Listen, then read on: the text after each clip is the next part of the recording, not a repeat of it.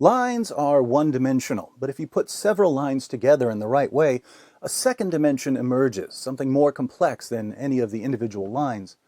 Human beings are complex creatures. We make decisions based on a variety of factors: genetics, upbringing, feelings, beliefs, desires, and so on. Much of what we do can't be explained in terms of one specific factor, so one-dimensional explanations of our behavior are often misguided. Take jihad. What causes jihad? Is it poverty? If so, shouldn't we see jihad among all poor people, whether Muslim or not? Is Islam the cause? If it were, wouldn't everyone who believes in Islam be a jihadist? One-dimensional explanations won't help us understand jihad because it isn't the result of one factor. It's the result of three. If you're missing any of the three factors, the new dimension doesn't emerge. But when all three come together, they form what we'll call the jihad triangle. First factor, belief in Islam. To become a jihadist, you have to believe that there is no God but Allah, that Muhammad is his messenger, and that you have access to the commands of Allah and Muhammad. Islam is foundational because if you don't believe in Allah, you're not going to wage jihad for him. You might fight for other things, but it won't be jihad. Second factor, knowledge of what Islam commands. You can believe in Islam without knowing that Allah commands Muslims to fight those who do not believe in Allah, or that Muhammad declared, "I've been ordered to fight people till they say there is no God but Allah." When I quote these passages to westernized Muslims, they generally have no clue what I'm talking about, even though I'm quoting Allah and Muhammad. But the jihadist is familiar with these kinds of passages, so jihadists aren't merely Muslims. They're Muslims who know that they've been commanded to violently subjugate unbelievers. Third factor, obedience. The world is filled with people who choose the path of least resistance, people who do whatever makes them feel most comfortable. But some people are wired differently. They are willing to do whatever they believe is right, regardless of the consequences. You can kill them, they won't back down. This character trait, when combined with certain noble values, gives rise to heroes, men and women who will lay down their lives to help others.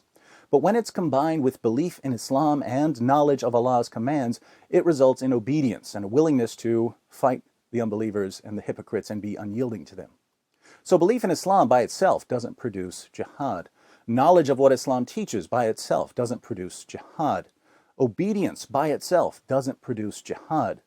Any two of these factors combined without the third won't produce jihad. You can believe in Islam and be thoroughly willing to obey Allah as long as you don't know that He commands you to wage jihad. You can believe in Islam and know that Allah commands you to wage jihad as long as obeying Allah isn't a priority. You can know what Allah commands and be the sort of person who's willing to lay down his life for what he believes, as long as you don't believe in Islam. Once we understand that the triangle requires all three sides, we can start to answer some of the more common questions about Islam and violence. For instance, we often hear the question, if Islam is violent, why are there so many peaceful Muslims?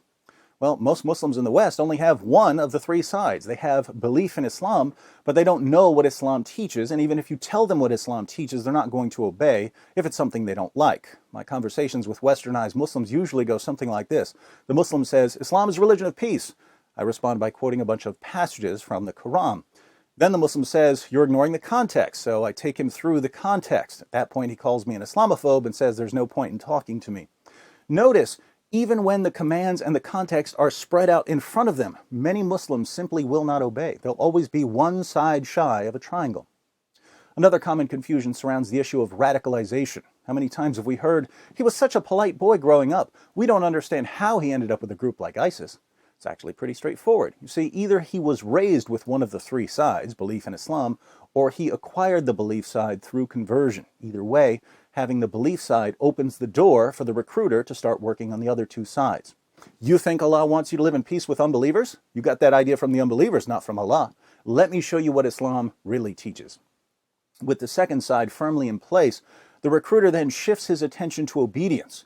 You think you get to pick and choose which of Allah's commands you obey, as if our religion is some sort of lunch buffet? Allah demands complete submission, and if you don't obey, you're not a real Muslim. You're going to hell. There are plenty of young Muslims out there who will resist the recruiter. Nothing will convince them to obey. But some will pack their bags and book the next flight to Turkey, one way. Now, is it just me, or is this really, really simple? What if we discussed that a 5-year-old couldn't understand? And if a 5-year-old can get this, why are politicians and the media so confused by jihad? As it turns out, there's another shape at work among politicians and the media. I call it the octagon of spinelessness. But I think we've discussed enough geometry for one day.